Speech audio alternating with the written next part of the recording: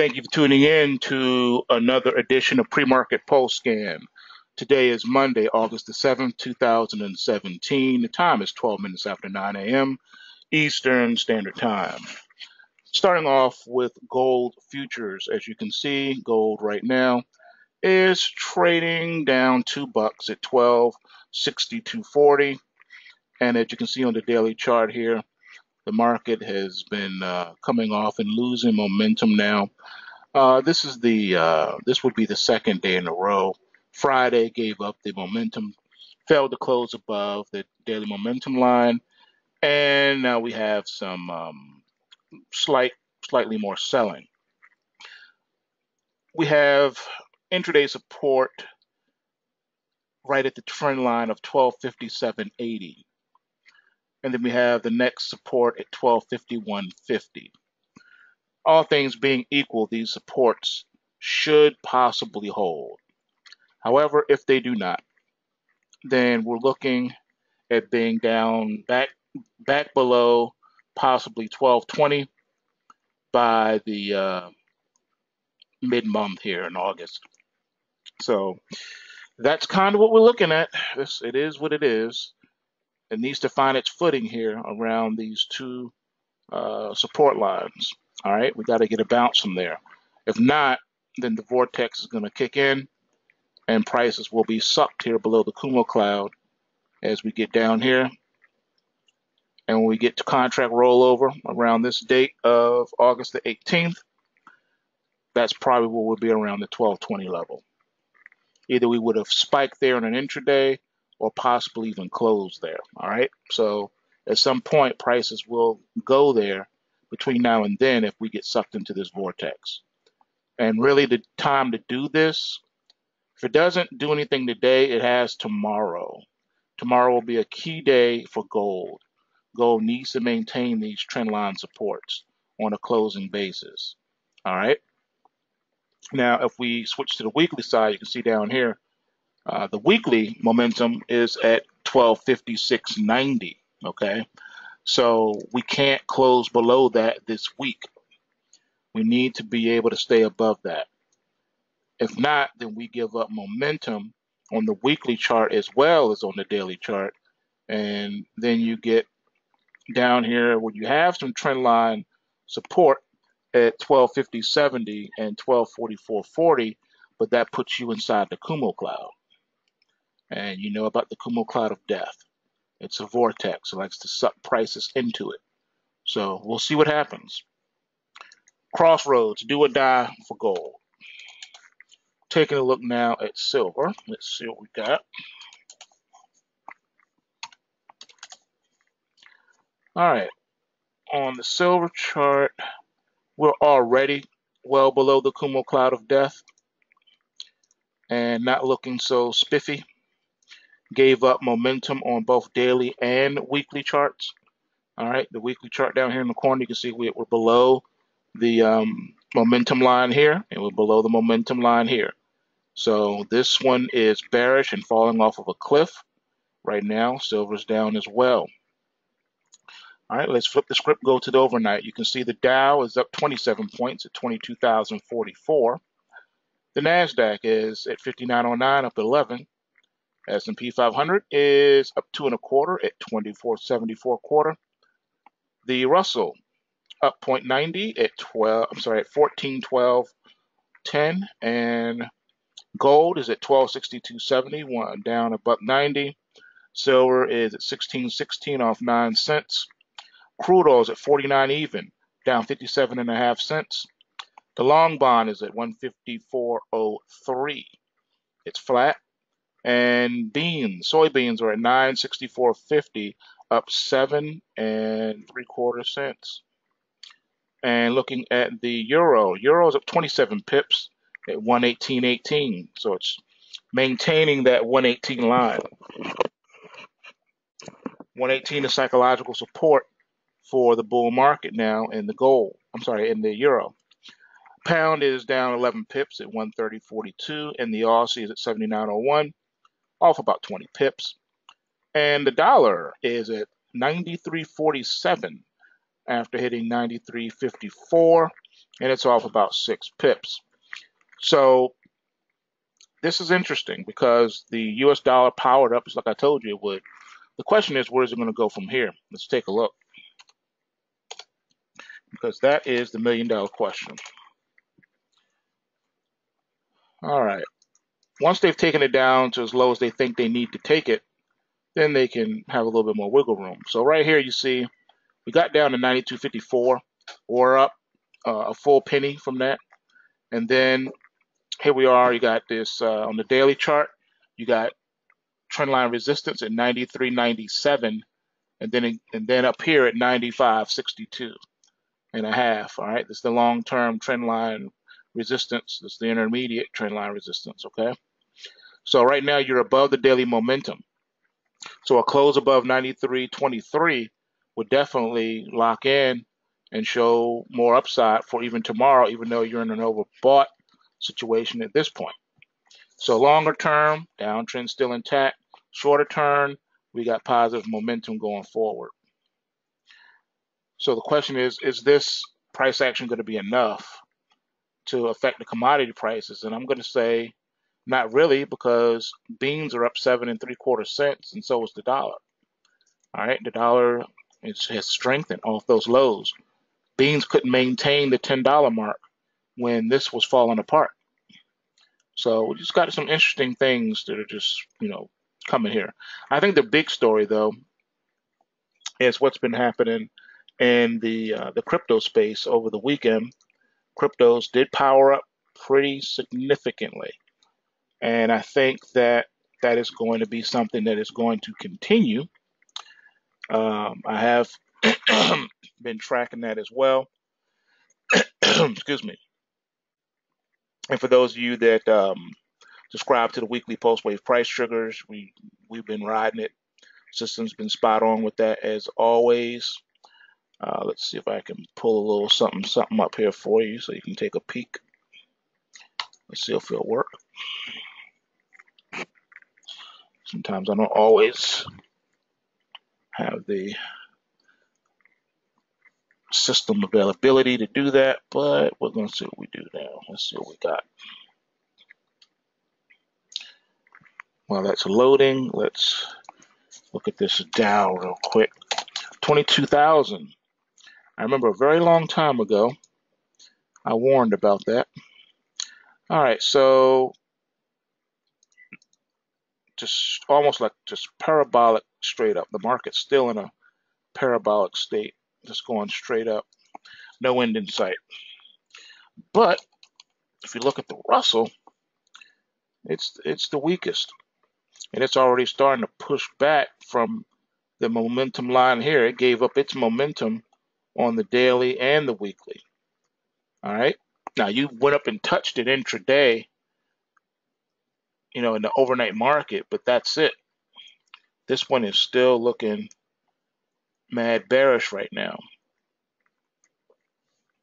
Let me look at the cash. Sometimes the cash can give us a little bit better. Yeah, there we go. Let's see what we got. All right, it's the daily on the cash. Yeah, you can see it a little bit more pronounced now. The futures, because that's a new futures contract, you don't have a whole lot of data, so you got to stick with the cash. So let's see.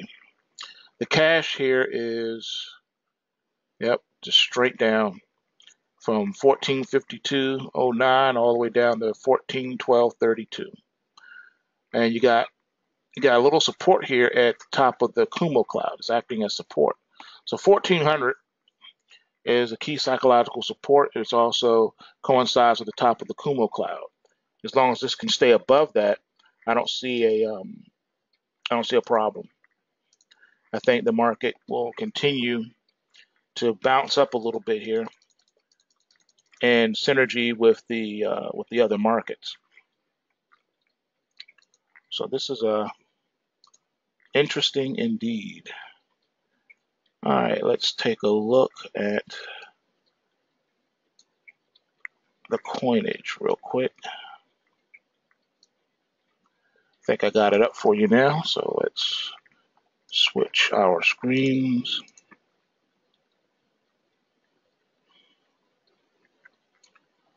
All right. Excuse me.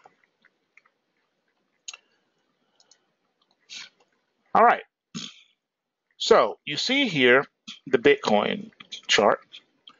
All right. You're looking at the algorithm printout. So here's what we got. We got locked in weekly momentum. All right. We are locked in. We're also locked in on the short-term momentum as well. Okay. You can see that here. All right. So everything is locked in. So on the daily support, we got $3,037.64. All right. And this was updated this morning. All right.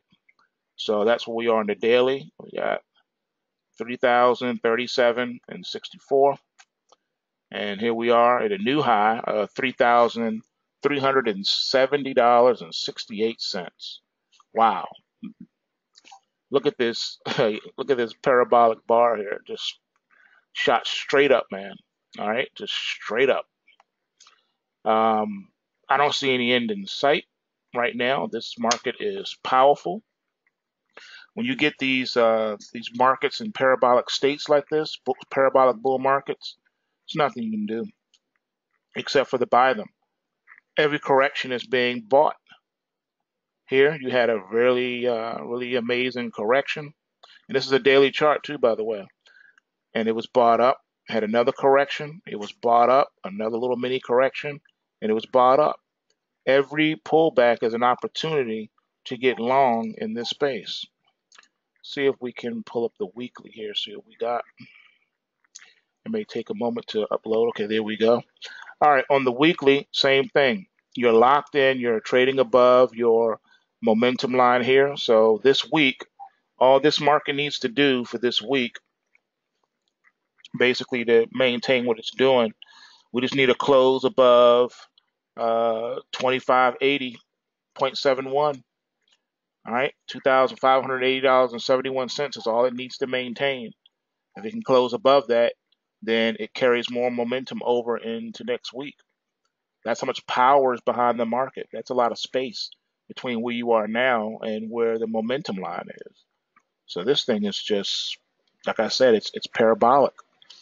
You're going to want to really watch your post wave price triggers on this, especially on the intraday.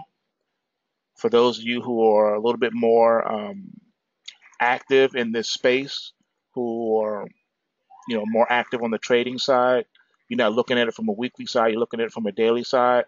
Just watch those intraday price inflection points as indicated in the weekly post wave price triggers.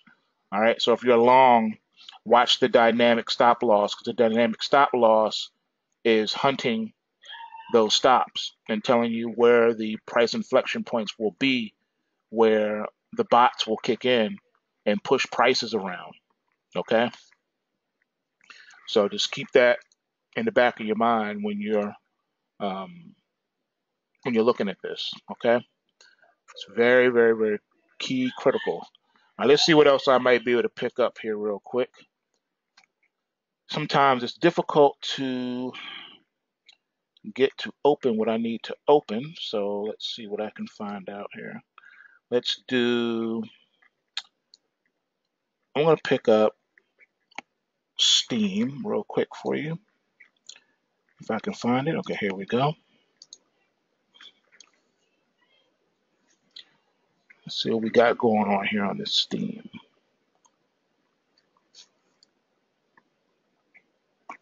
Sometimes it just takes a minute to load, unfortunately. It's a lot of data to crunch. And you can see here as this thing is loading, you can see just how long this bull market has been lasting. Look at this. Look at this momentum here. This is last year, November, all the way up here to March, and then through April. And then when May comes in, it just rips. And again, this is a weekly chart. And then here we are into June. Had a pullback here, pull back into July.